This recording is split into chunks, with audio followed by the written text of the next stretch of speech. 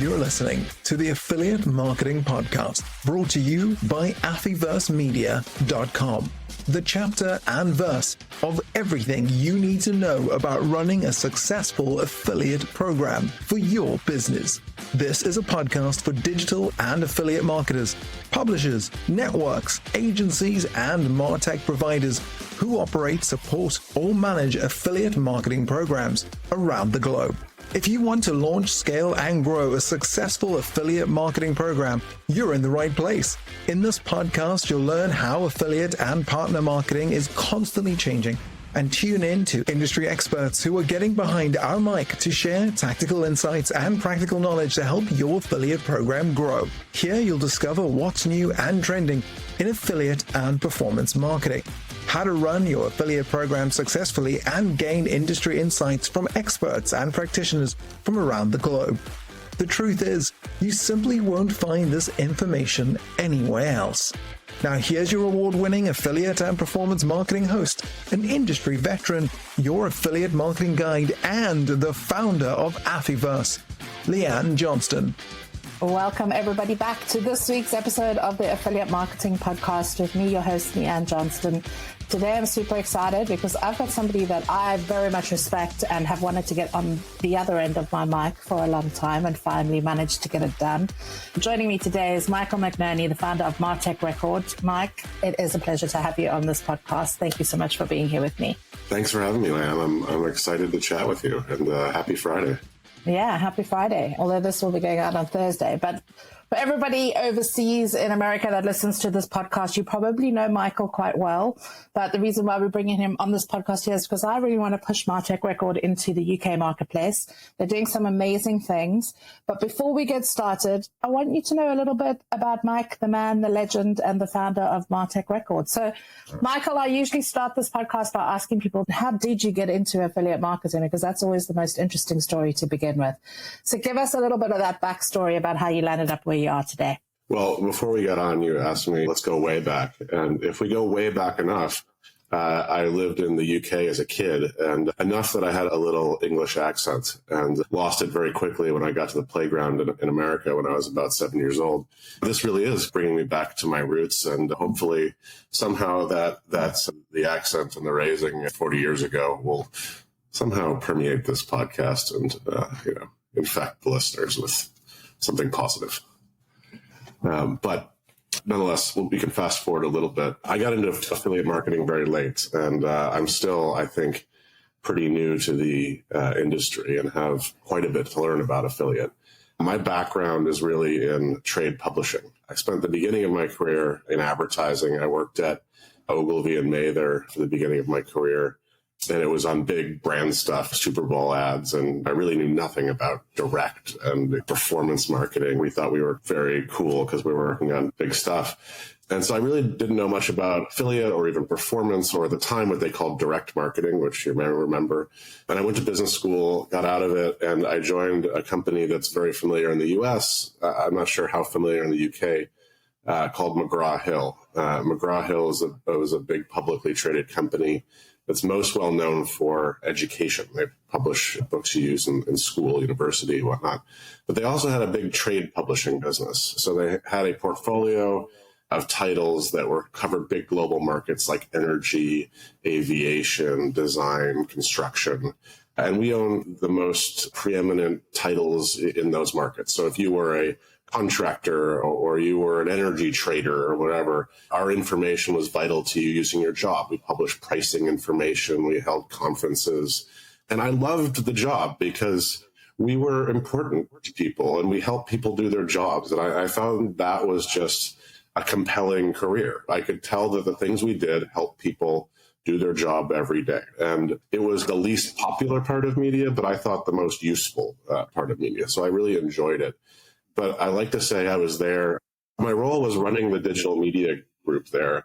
And I like to say I was there. I had that job at exactly the wrong time to have that job, right? It was right when digital was really starting to take dollars away from print, but there weren't, and users, but there weren't really solutions on the digital side, right? The best thing you could do at the time was make the banner ad bigger and pray. Like that was it.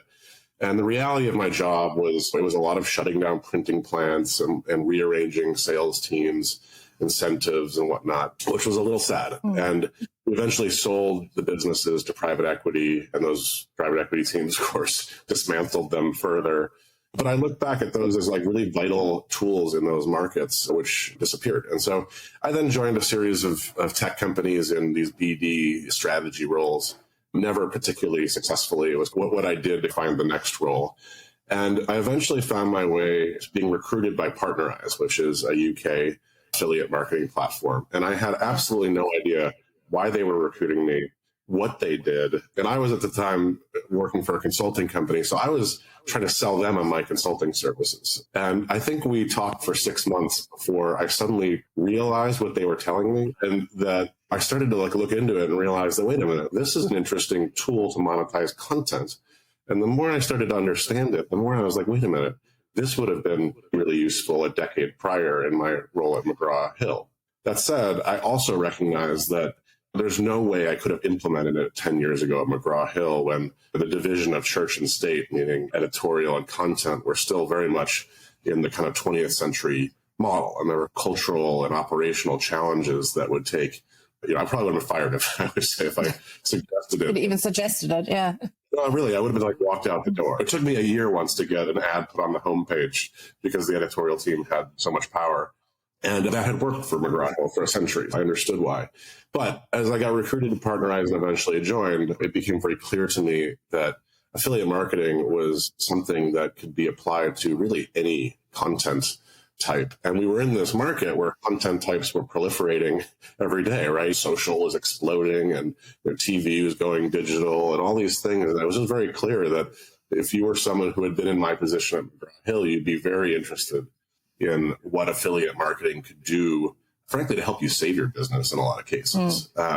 And so that's why I joined Partnerize, was to kind of learn, just to see what this was all about. And I got in and I fell in love with it. And for a couple of reasons. One is that it worked. That was the primary reason, is I started to meet people at Condé Nast, right? At other, what I would think is early movers in this kind of content industry. And the second is I just like the people. Not to criticize my Ogilvy days, but my view of kind of marketing had been very hoity-toity. And I was like, we're making big, beautiful ads and no one can tell us what to do because we have the best designers in the world.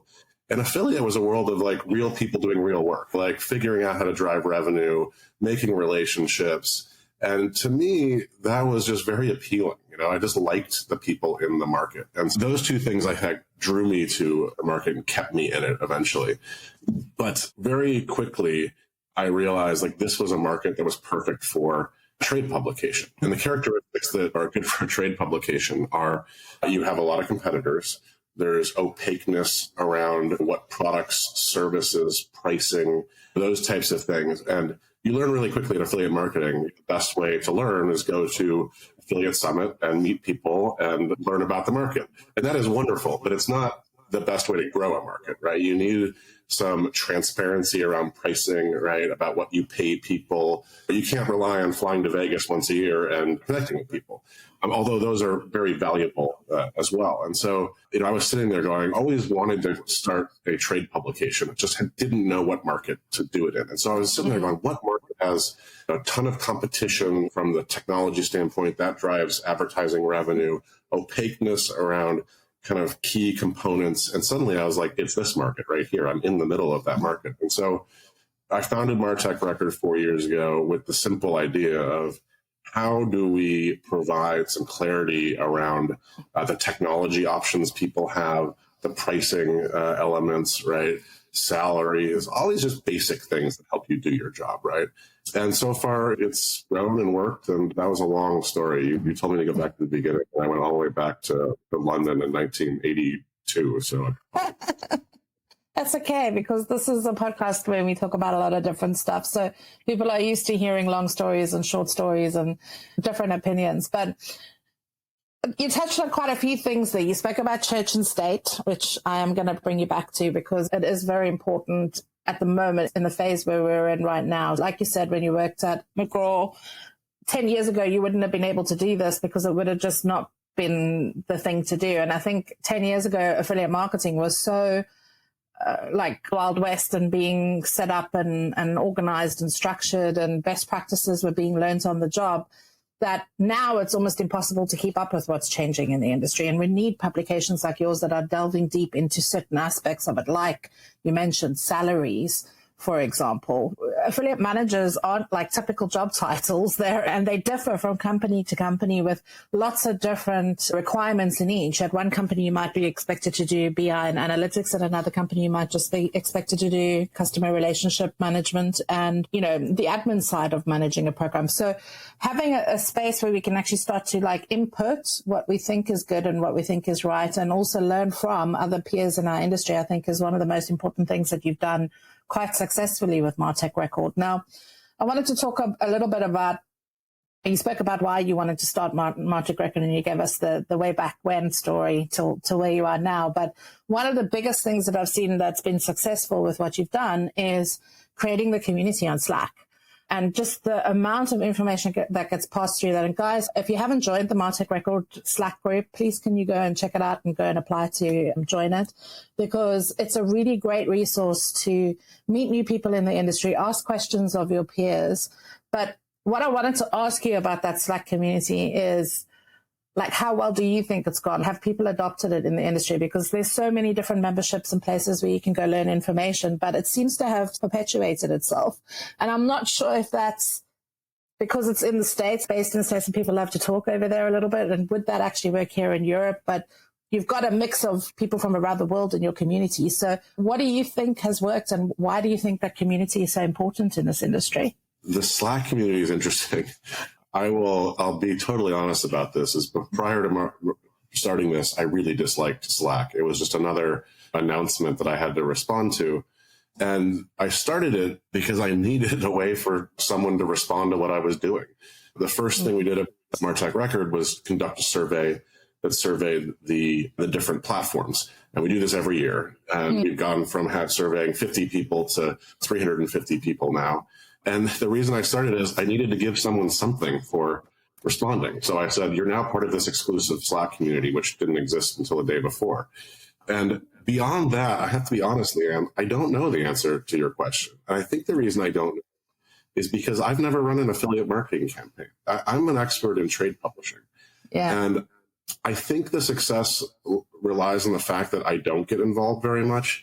I trust the community that they know what to ask. And I get involved when there's a spam or complaints or, I know enough about a community that you don't want people in there just spamming everyone or, sharing someone's email when they're not supposed to and those types of things. And, I try to get involved on the margins, right? And where it's obvious we shouldn't have that. And a lot of times it's people pointing things out to me and saying, hey, Mike, you should take a look over here. This isn't. And then I rely on the community. So I'm asking the same questions you are about why it's and the answer I have, the best answer I have really is that one, affiliate remains a relationship business, right? That's very 100%. And there's a number of reasons for that we can talk about. And the second is I think you just let it grow itself, right? You don't think too hard about it, right? Is you let people ask the question you want to, because I'll be honest, there's a number of times people have asked questions where I'm like, I would never ask that, and I should probably get involved here. And then everyone responds, and it becomes this, and it's taught me that I really don't know what people want, but it's a great resource for me. And by the way, anyone else, or find out what people are interested in, right? You just listen. And I'm a bit of a talker, so it's taken me some time to realize just shut up and listen to the community, right? Because it's a great resource to know what to write about. It's a great resource, for our newsletters. I'm not an expert in affiliate marketing, so I rely on the Slack community to tell me what's interesting. And so I don't know if I answered your question, mainly because I'm not sure of the answer, right? People tend to think, in the US, I think people think of Martech Record often as the Slack community. Like that's the kind of primary thing I think of. Yeah. And so they ask me these questions and I'm like, I don't know. I started a trade publishing business and this thing grew out of it. You guys built it and I don't have a clue what's. That's the one thing that I do want to say, though, and I'm actually quite happy that you said you don't actually know why this is working, because I think you answered yourself anyway, because I think it's because you're not over curating things. What we sometimes forget as affiliate managers is that you don't need to micromanage your partners. Let them be free to actually express themselves, tell you the feedback that they're getting from customers when they're promoting your products and services, and let them actually do what they do best. Like you said, what you do best is creating a trade publication. You're not necessarily like the experts on affiliate marketing, but you don't need to be the expert on affiliate marketing because you've built a place where the community can come together and tell you what are the things that they are struggling with or need to delve deeper into to find the information for. And the same principles can actually be applied to your affiliate program too. You don't have to curate everybody and force them to communicate in a certain way, because by doing that, you're actually missing out on things that you wouldn't normally think of yourself for your program. So I think in that way, you kind of answered your own question, and you also answered it and made it a little bit clearer for me. It sounds like good advice for affiliate marketing. Yeah. We got 3,500 people in there and hundreds talking every week. Who am I to say what they should be talking about, right? You were saying if anyone wants to join, they're welcome to reach out to me directly, and we can put them in the funnel and get them involved. We'd love to have a better UK contingent in there. Yeah, and just get the conversation going from around the globe. So let's talk about some of the things that you do see in that Slack community, because what do you think some of the big issues are that people are talking about in affiliate marketing that maybe aren't or are being addressed, but obviously because it's in the Slack community, it's not visible to everybody outside of the group? It's a good question. Like, what are the big issues in affiliate marketing? And I'm better at the big issues than the little issues, right? The big thing I think right now for me is affiliate marketing. There's a positive and a negative in this, right? Is affiliate marketing is being adopted by basically any content type that's out there, right? So if a new content type, affiliate can be applied to it. And that was not true a decade ago, right? Affiliate was very much a discount channel, right? It was effective at that. And now it is a means of monetizing any type of content with just about any objective, right? And that expands the reach of the affiliate marketing tactic, right? I'll use the word tactic rather than channel, because I think really anyone who's a publisher or anyone who's an advertiser and has budget can blend in affiliate marketing, right? And that creates massive opportunity for the tactic, right? The challenge, I think, for affiliate marketers who are my audience, right, is that anyone can use this tactic, right? And there is, I don't want to say a threat, but if affiliate marketers are good at collaborating, working cross-channel, figuring out how to take the measurements they use in affiliate and apply them to branding, for example, they're going to be relegated back to, hey, discount, we'll put it over here, right? Yeah. On the other side, they have this huge opportunity to start leading, right? Because I'll talk about my days. This is when I think back to Ogilvy, right? It's like we didn't know anything about performance, so we didn't care about it, and we thought we were above all that stuff, right? And so you have this great opportunity to take some share, right, from people who are ignoring this space. Because I know that some of my former colleagues still think like that, right?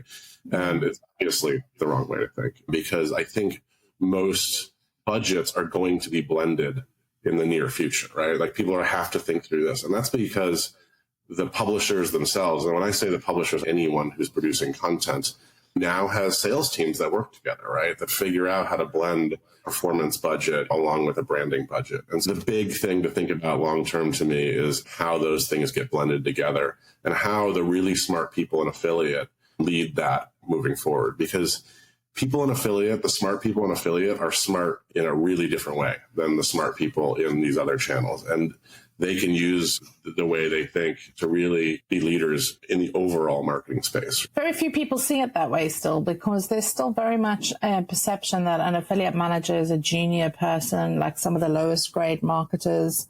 They're not as learned or studious as a social media manager or a SEO or PP or paid advertiser. It's almost like I still feel, and this is 20 years into the industry, that affiliate managers are still in the shroom room in most big organizations, and they're just sort of left out to silo. I think that's the fault of a lot of affiliate managers who like being there, right? There's a lot of people who like being ignored. They make money, they drive their channel, they're successful, right? And I don't think that's going to be an option moving forward. But I'm here to tell you, look, I spent all of my career outside of affiliate marketing. I got into it. And there's no lack of brain power in the industry. That I can tell you. I can't tell you the number of times I've met someone, asked them a question in affiliate and learned so much, right? And been like, oh my God, like that is a totally different way of thinking.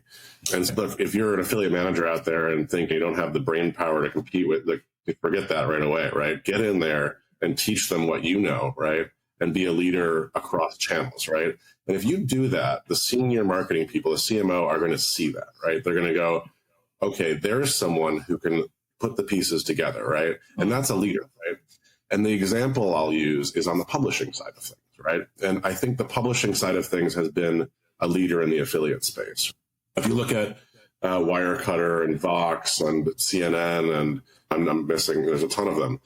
The people who are the most senior, you can go into my subscriber list and just see the titles, are the leaders at big publishing companies who've had to go into the C team and say, hey, I have a new way of making money, right? Yeah. It conflicts with a century of business model, right? And I want you to give me some power to be able to build this thing out, hire sales teams, put together different processes, right? Challenge a century of church and state. And those people are now very senior, very well compensated, very much in demand in the market, right? And I think that the advertiser side has lagged a little bit, right? But they're going to have to move that direction. And the people in the marketing organization that step up and say, I want to work with the brand team and I'm going to show you how to do this and show you how to blend these budgets are going to be promoted in these organizations. What are some of the big things that we can look out for in Martech Record in the coming months? What have you got planned to actually take us forward into 2024? First, let me talk big picture about Martech Record is how I think of the role of Martech Record in the industry. And it's very simple. It's, can we connect buyers and sellers and make their jobs a little bit easier? And usually the way we make the job a little bit easier is some layer of trust, right? There's a buyer and a seller connecting, and maybe they read our buyer's guide and just have a little more information about platforms. And so it makes their decision one day easier, right? Yeah. Maybe they've read our compensation report and they're able to hire someone and have some confidence that the salary is the right salary. And it makes that decision just that much easier, that much shorter, right? Or maybe an article they read, or maybe they've attended one of our live events or one of our webinars, learned something, and been able to take action in a way they wouldn't have, right? So that's just like how we think of our job. And if I can double down on helping people do their job and providing a layer of information that enables trust, we'll continue to grow. A couple of things just to look forward to. We have a newsletter. It goes out 3 times a month. It has jobs, it has the events, it has news, it has our upcoming content. And we're going to be a little bit more strategic about the newsletters because that's what people have wanted. From an advertising standpoint, people have really responded. So we're launching 2 new newsletters. One that is opt-in, so you're going to have to say you want to get it, about new products in the industry. So once a month, we're going to evaluate new products and send a newsletter saying, here's some things to check out. And the second one is events. We're going to have an events newsletter. And it's funny enough, like it's the one question I get asked all the time. And I'm surprised by. It's like, what events should I attend? And I'm always like, I don't know, you tell me, right? Like, so we're going to have a newsletter that once a month says, here's the events that are upcoming. Here's why we like this event. And we're looking for people, actually. This is where I'd love your audience to evaluate events for us and say, this was good for so and it's going to be global. So we'd love a UK feedback on this. I don't know which events in the UK are the right ones to go to or. Mine. All of my events are the right ones to go to if you're an affiliate program manager. So those 2 things are big new consumer products that we've got. On the kind of B2B facing side, we're going to be launching a few products that help publishers get found. So we have directory businesses for publishers, but also the ability for publishers to publish their media plan and get connected directly to our audience. So we have a private Slack channel of just advertisers that publishers can say, we're going to be writing reviews about pizza ovens in September. Please send us your oven by this date, right? It has a format you can fill out. But what we found is that content publishers get inundated with pitches, and they're not very good. And we try to educate them to make them better. But what we're doing is just say, hey, put it in our Slack channel here, and we will make sure that the way people respond is in a format that is useful to you. And so we'll be launching that. We've soft launched it already. So if people are interested, let us know. And then we're going to be doing more webinars next year. Frankly, people really like them. We get a couple of people on every webinar, and we discuss interesting topics. One thing we do, I think that's a little different in the market is We don't let the advertisers have any say whatsoever in what we talk about. we produce the webinars and then we tell them we're selling ads around it so that we don't get that conflict of church and state. And that allows us to have really engaging conversations. And the advertisers are incredibly supportive of it, right? I think, have recognized that this attracts people, it gets people engaged, it gets them talking about a topic, and that is more valuable than putting together a 30-minute ad for whatever new feature is being launched. There's a market for that. It's just not what we do. Sounds awesome. Look, it's been fantastic to hear more about what Martech Record is all about and the gap that you're trying to connect or fill with getting people connecting and talking about all the right things at all the right times and in all the right places. I wish you all the very best with everything that you're doing at Martech Record. I love it. That's why I've got you on this podcast. Hopefully other people in my community are going to love it too. Thanks for coming on the podcast and telling us a little bit about the man behind Martech Record. Yeah, so it's been great to have you, Michael. This has been great, and I'd love to do it again. Let's do it again and talk about the trends next quarter, because things are dramatically changing right now. All the time. I mean, it might be great to bring you back in January after you've done your trend survey, if that's one of the things that's coming up, and just dissect that and talk about it. I'd love to have you on the podcast again. So, yeah, it's been great having this time speaking with you and finally getting you behind my mic. Always a pleasure, never a chore, Leanne. Take care.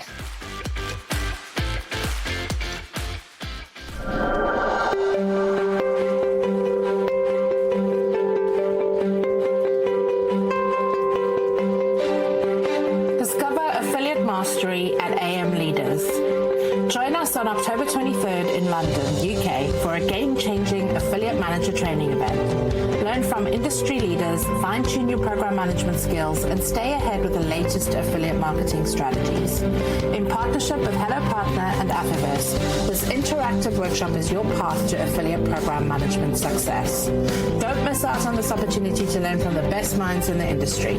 Tickets are only £399, and if you already have a PR Live ticket, enjoy a £50 discount when booking AM Leaders as an additional event. Visit affiversemedia.com and click on AM Leaders, the banners, to secure your spot. Hurry, because seats are limited.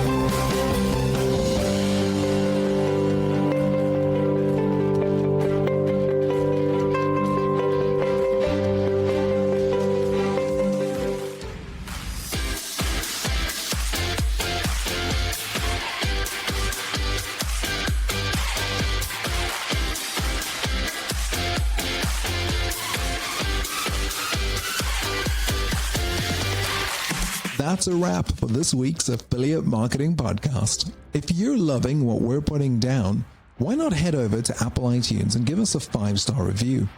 Make sure to subscribe to our podcast and our YouTube channel so you never miss another insightful episode or one of our free webinars ever again. Tune in next week for more digital affiliate marketing insights, trends, tips, and content to keep your affiliate and performance marketing fresh and your partners driving consistent sales.